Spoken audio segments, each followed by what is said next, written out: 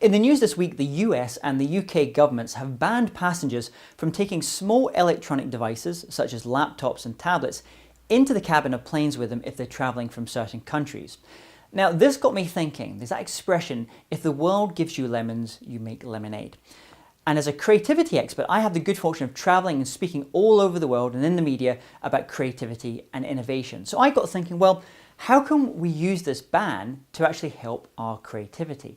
So I want to give you three things just now, three little tips or ideas. The next time that you're sitting on that plane, no longer with a laptop or no longer with a tablet device, you can use these to kind of boost and spur on your creativity.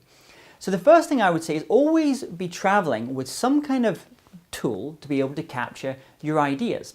Now with the ban, it means that you can no longer take laptops and tablets. However, you can take an old-fashioned notebook and a small mobile device.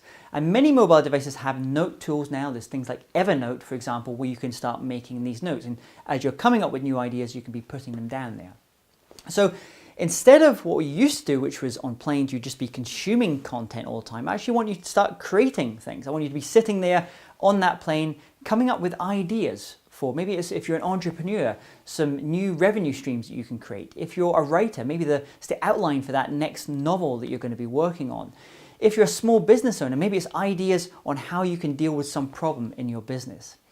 The second thing I'd like you to do is take the time, this quiet time that you actually have on the plane, to put together a little bit of a gratitude list. Write down a list of, say, 10 people that when you get off that plane, you're going to contact and just thank them. Thank them for being a supportive mentor, perhaps, to you, or just reach out to them, say that you're thinking of them. Using that time to spend quietly reflecting and putting some good out into the world.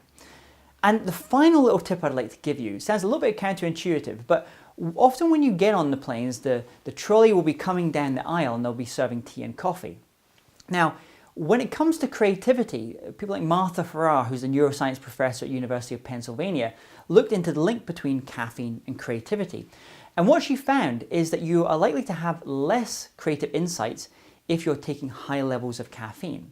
So a quick tip for you, if you're sitting there writing, thinking up your creative ideas on that downtime that you now have on that plane, reduce the caffeine levels. Don't pick up that cup of coffee. Maybe choose something else, for example.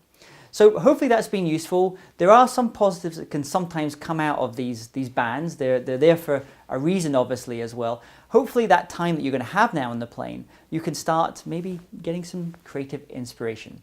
My name's James Taylor. Thanks for watching.